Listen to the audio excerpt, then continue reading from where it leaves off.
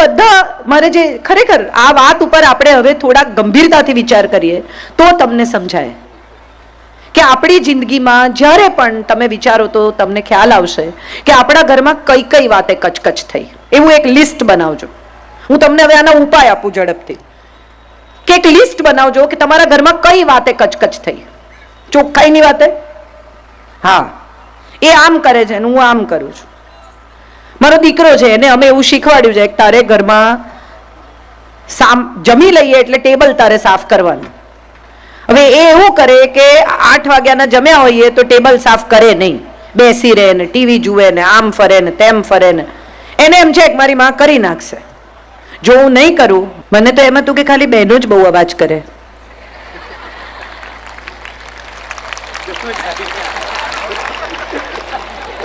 પણ એવું નથી. આપણને કેટલું બધા નથી કહેતા કચકચ કચકચ કરે, આપણો ટાઈમ આવે તો આપણે કહી દેવાનું, એમ થોડી છોડાય. મજાની વાત મારે જે તમારી સાથે કરવી છે કે તમારા ઘરમાં કઈ કઈ વાતે કચકચ થાય છે અથવા કઈ કઈ વાતે કકળાટ થાય છે, દીકરી સાથે પણ અને વહુ સાથે પણ. એનું લિસ્ટ બનાવશો ને તો તમને સમજાશે કે તમે તમારા વિચારો બદલ્યા નથી ને એટલે કચકચ થાય છે. ઉછરી રહેલી દીકરી હોય 13, 14, 15 વર્ષની, મોબાઈલ આપણે જ આપ્યો હોય, પછી એ કોઈની પણ સાથે મોબાઈલ પર વાત કરતી હોય એટલે આપણા કાન ચાર થાય. કોણ છે, કોની જોડે વાત કરે છે, ક્યાં જાય છે, એવી કેવી બેનપણી છે, અહીંયા લઈ આવો, મને મળાવો. બેનપણીને ઘેર ફોન કરે, આવી છે. આવી પોલીસગીરી કરવાથી તમે જો એમ માનતા હો કે તમારી દીકરીને તમે સંસ્કાર આપી શકશો તો આ તમારી ભૂલ છે. પોલીસ થવાથી કઈ નહીં થાય, પ્રેમ કરવાથી થશે. એટલો સ્નેહ આપો કે તમારી સાથે જુઠ્ઠું બોલે જ નહીં. બધી મમ્મીઓ એમ કે મને બધું સાચું કહેવાનું, હા બેટા. પછી 14, 15 વર્ષની છોકરી એમ કે મારી ક્લાસમાં એક છોકરી છે ને એને અમારા ક્લાસનો એક છોકરો ગમે છે. આ બિચારી સ્નેહથી તમને સાચું કહેવા ગઈ, એમાં મમ્મીના ડોળા ફરી ગયા, તને નથી ને કોઈ ગમતો. એ એના ક્લાસની વાત કરે છે, તમે એને ક્યાં જે મગજમાં વિચાર છે પણ નહીં એ તમે નાખ્યો. આ એના મનમાં નથી, એ તો નિર્દોષ ભાવે તમારી સાથે કશુંક શેર કરે છે, તમને કશું કહે છે. પહેલા તો ધીરજથી સાંભળો. બાપુ આપણી વચ્ચે છે. મારે ખરેખર આજે આ વાત અહીંયા એમની હાજરીમાં કહેવી છે કે જ્યારે અસ્મિતા પર્વ હોય છે કે ક્યાંય પણ અત્યારે પણ કેટલા નિરાંતે શાંતિથી એક સારા શ્રોતા થઈને સાંભળે છે. પોતે પ્રખર વક્તા છે, બાપુને સાંભળવા આખી દુનિયા આવે છે અને છતાંય ધીરજથી સાંભળી શકે છે. મોટા ભાગની મમ્મીઓ માતાઓ સાંભળી જ શકતી નથી. દીકરી કંઈ કહેવાનું શરૂ કરે એટલે તરત એને કહે તારું દફતર ઠેકાણે મૂકી દે, તાર કપડા વાળીને મૂકી દે, હા પછી સાંભળું છું, પહેલા આટલું કરી નાખ, પહેલા આ કરી નાખ, પહેલા આ ગોઠવી દે. એ એના ઉમળકાથી, એના ભાવથી એની મા સાથે પોતાના હૃદયની કોઈ વાત, પોતાની લાગણી વહેંચવા આવી છે.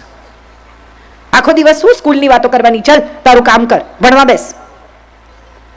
એને માટે જો તમે ઉત્તમ બહેનપણી બની શકો ને તો તમારી દીકરી ક્યારેય એવું કંઈ નહીં કરે જેના કારણે તમારે નીચું જવું પડે. આપણો પ્રોબ્લેમ એ છે કે આપણે માં જ બનીએ છીએ, આપણે મિત્ર બની જ નથી શકતા. અને માં એટલે શંકાશીલ, આખો દિવસ એના પર નજર રાખતી માં. માં એટલે એવી માં નહીં કે જે એની સાથે સ્નેહથી, પ્રેમથી, વાલથી વર્તે. એનો કોઈ મિત્ર હોય, દાખલા તરીકે ક્લાસનો કોઈ છોકરો છે, એની સાથે એને ફાવે છે. એક છોકરા સાથે વાતો કરવી એ ગુનો નથી. આજના જમાનામાં તો નથી જ. સૌથી પહેલું આપણે શું કરીએ છીએ, જો આપણે પાટીદાર છીએ, આ બધા વાણિયા બામણ જોડે બહુ આપણે ભેગા નહીં થવાનું.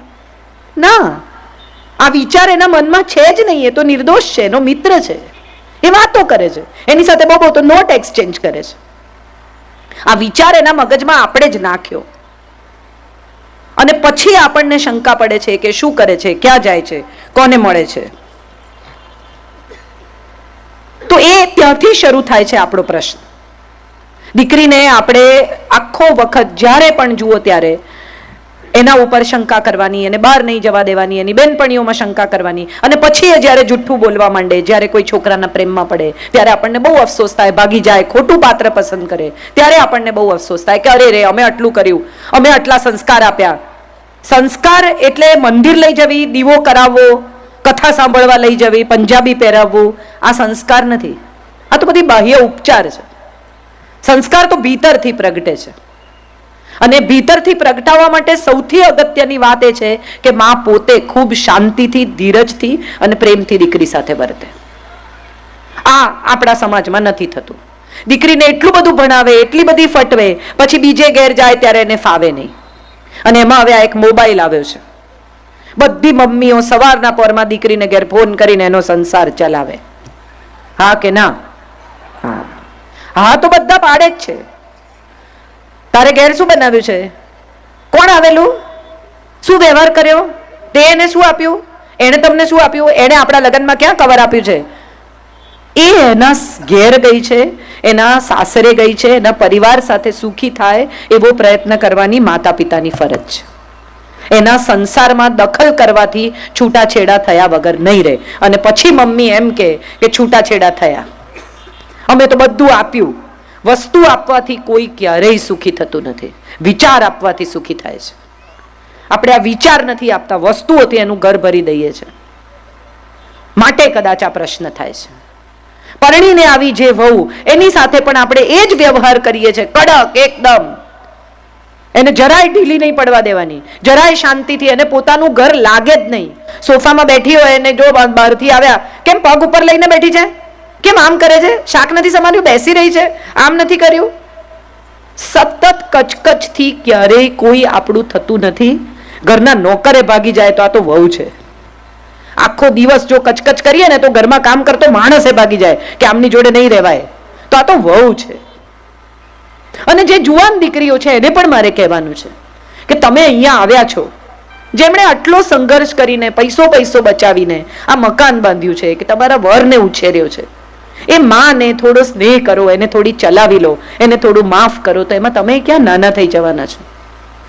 હું મારા સાસરે ગોમતીપુર જાઉં ને તો આટલી બધી આ પ્રખર વક્તા અને ફલાણીને હમણાં મારી 50 ઓળખાણ આપી, એ બધા પછી મારા મમ્મી મને યાદ કરાવે કે મંગળસૂત્ર ભૂલતા નહીં. હું રોજ નથી પહેરતી, ચાંદલો કરજો, બંગડી પહેરજો.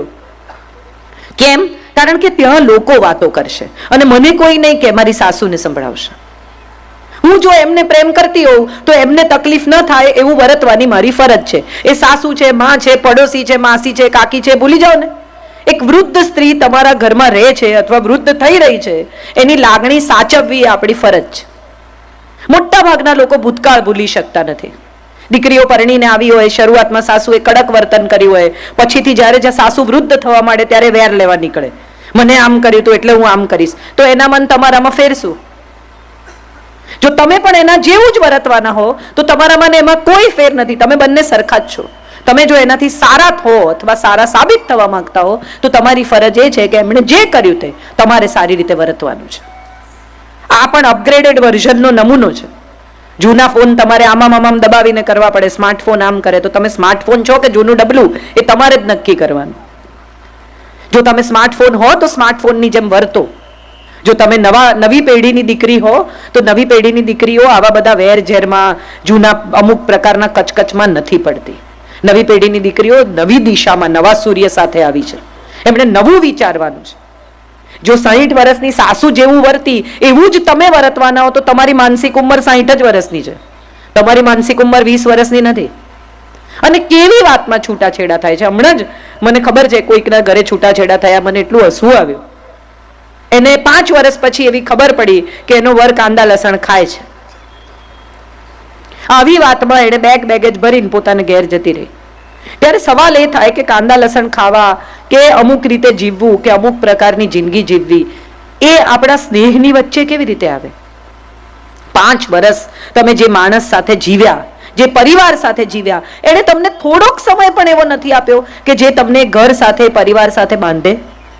તમારી લાગણી, તમારા સપ્તપદીના વચન.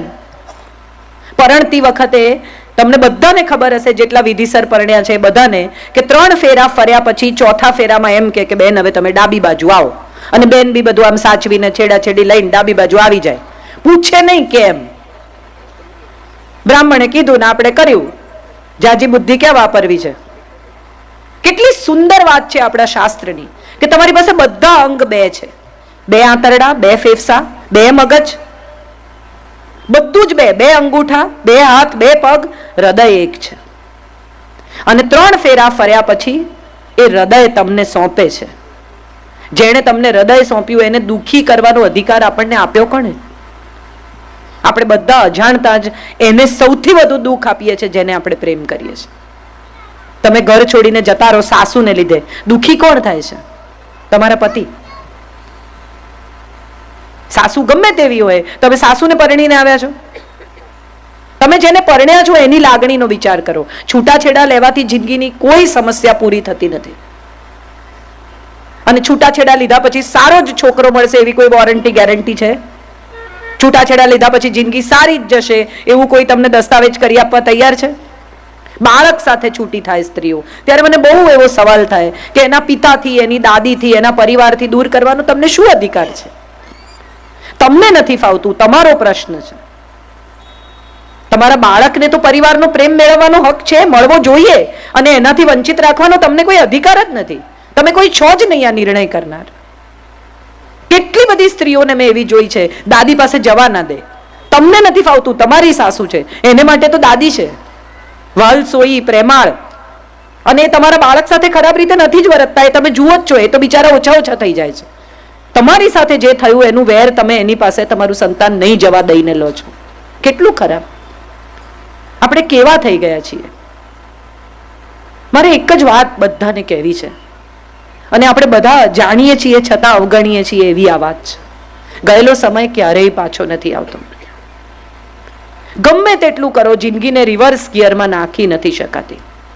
કોઈ ગુજરી જાય પછી અફસોસ થાય, કોઈ ચાલી જાય પછી એમ થાય કે અરે રે મમ્મી ઘરમાં હતા ને તો બરણીઓ જોઈ લેતા હતા, વસ્તુઓનું ધ્યાન રાખતા હતા, અંદરથી મારા માટે કોઈ બારણું ખુલતું હતું, મારી કોઈ રાહ જોતું હતું. ભલે અબોલા હોય ને તોય જુએ કે આવી ગઈ છે ને. એવી વ્યક્તિ જ્યારે જતી રહે ને પછી આપણને એમ થાય કે અરે રે આ જતા રહ્યા, એની સાથે સારી રીતે વર્તી હોત તો સારું થાત. પુત્રવધુ ઘર છોડીને જતી રહે, દીકરાને લઈને જતી રહે, છૂટાછેડા લઈને જતી રહે, ત્યારે એમ થાય કે હતી તો સારી હો બિચારી. પણ હોય ત્યાં સુધી આપણને બિલકુલ ગમે નહીં. અને આની પાછળ સૌથી ઊંડું અને સૌથી પુરાણું કારણ એ છે કે સ્ત્રીને એવું શીખવવામાં આવ્યું છે કે સ્ત્રીની દુશ્મન સ્ત્રી જ છે.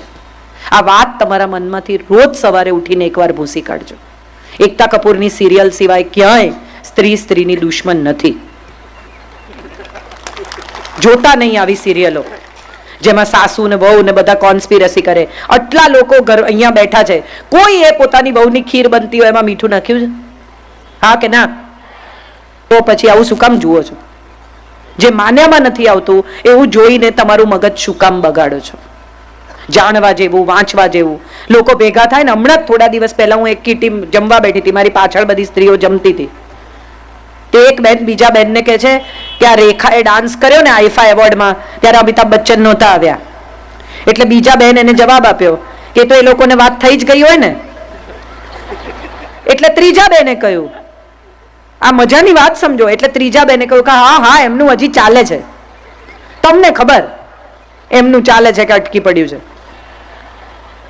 63 વર્ષની સ્ત્રી રંગમંચ ઉપર ઉભી રહીને નૃત્ય કરી શકે છે, એને સલામ કરવાની છે. બીજું કંઈ વિચારવાનું નથી. એણે 63 વર્ષે એવું શરીર રાખ્યું છે કે નૃત્ય કરી શકે, લોકોની સામે ઊભી રહી શકે, સ્વસ્થતા અને સુંદરતા બંને જાળવી છે. એને સલામ કરો. 50 વર્ષની સ્ત્રી થાય એટલે એને ઘૂંટણ દુખવા માંડે ને, કમર દુખવા માંડે ને, સાંજ પડે માથું ચડે ને. એનું કારણ એ છે કે આપણે બધાએ એટલી નેગેટિવિટી મનમાં ભરી છે ને, નકારાત્મક ભાવનાઓ, કે ધીમે ધીમે હવે શરીરમાં નીકળવા માંડી છે.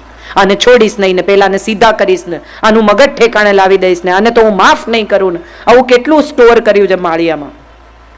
નવરાત્રી આવે ને બધું નીચે ઉતારે અને પછી પ્રતિજ્ઞા કરે કે આ વખતે હું નકામી ચીજો કાઢી જ નાખીશ. કાંઈ નકામું લાગે જ નહીં. મૂકવા માંડે ને ત્યારે બધું કામનું.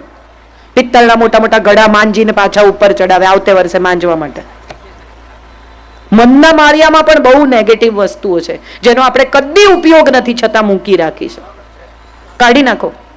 બિલકુલ નકામી છે આ બધી વસ્તુઓ.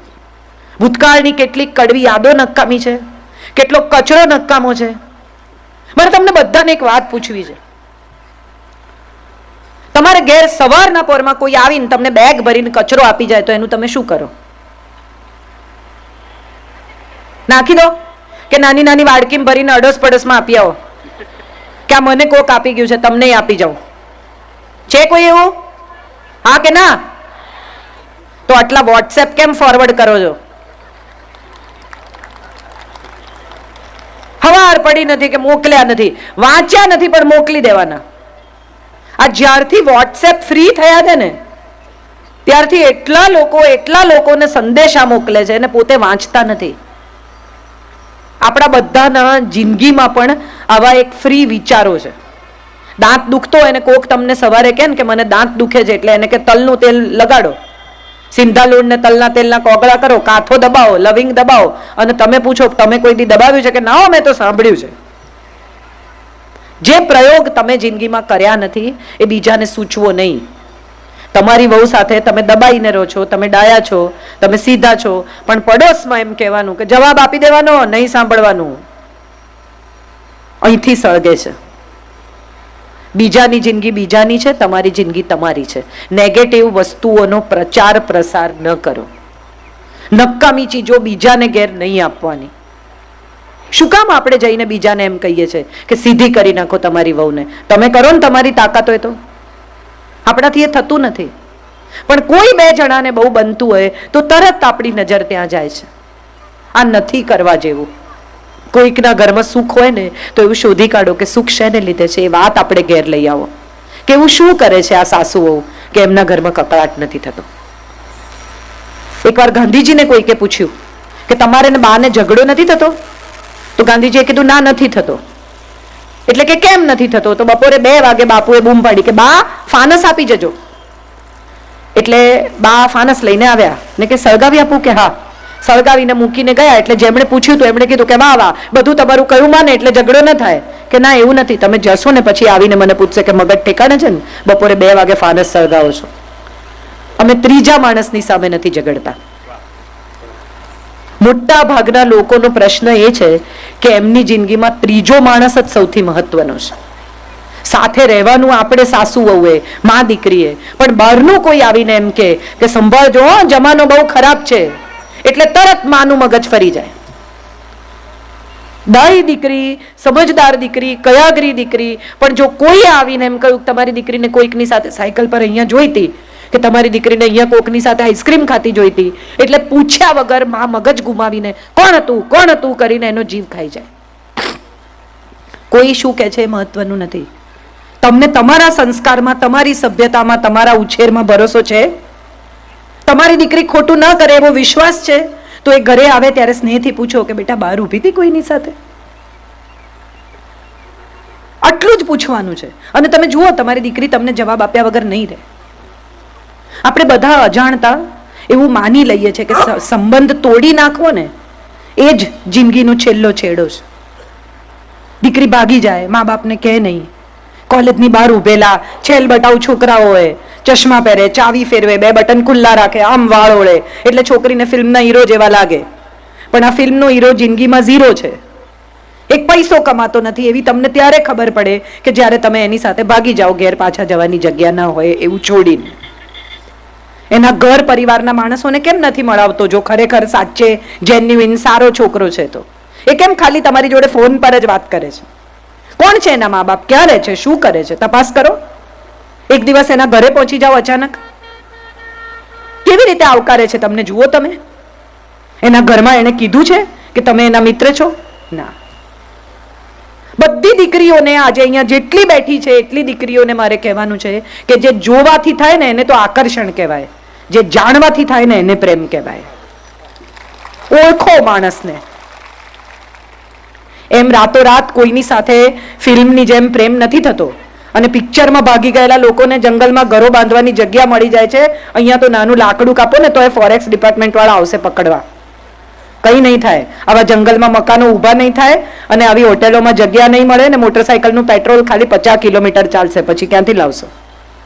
જિંદગીની રિયાલિટી બહુ કડવી છે અને સચ્ચાઈઓ બહુ જ અઘરી છે જીવવી.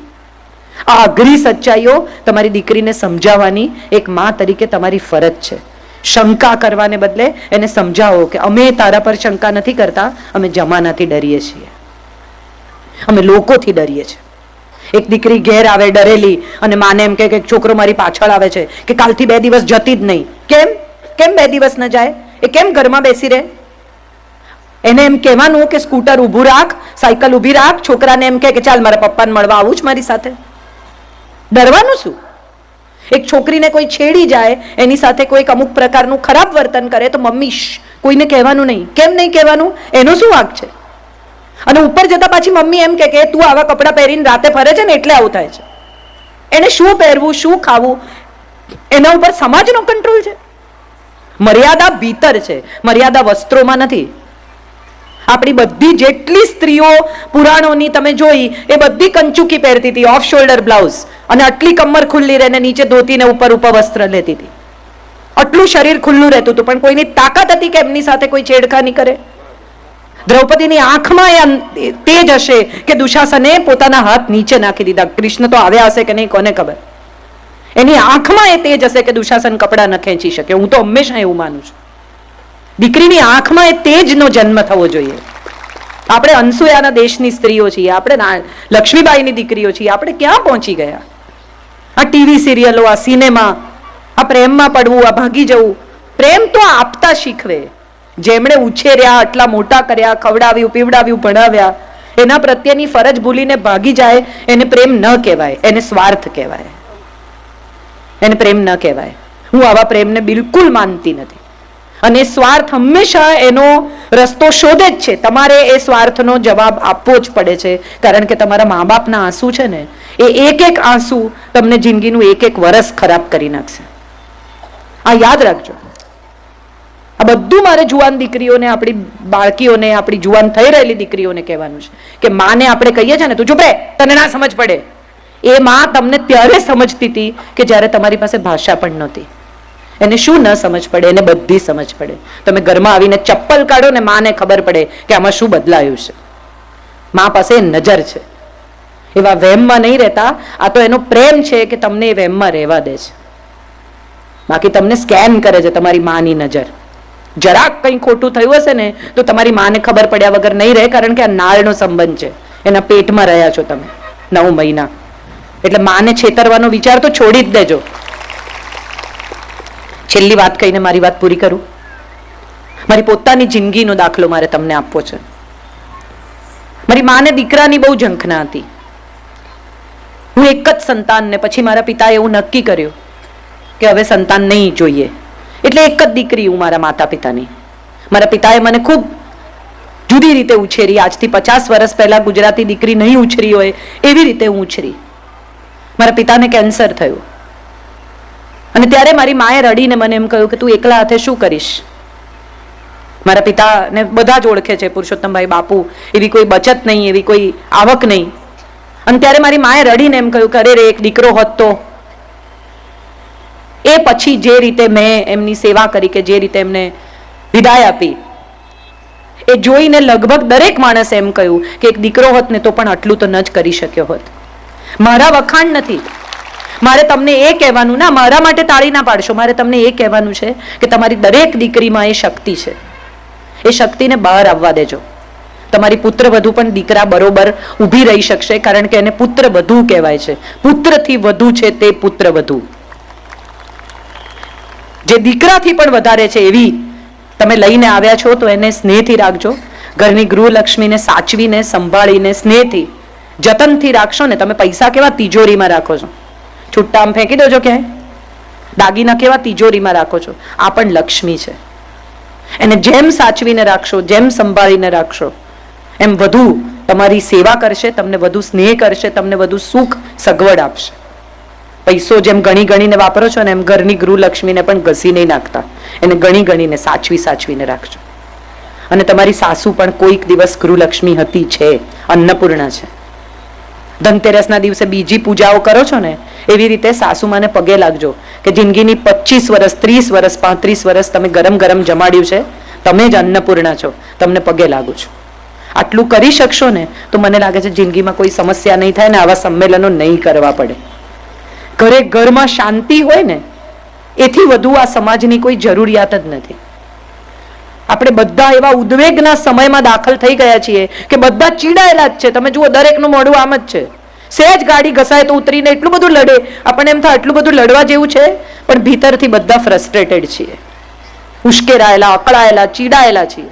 શાંત થઈ જાઓ, નેગેટિવિટી બહાર કાઢી નાખો, તો કદાચ જિંદગી બહુ સુંદર થઈ જશે.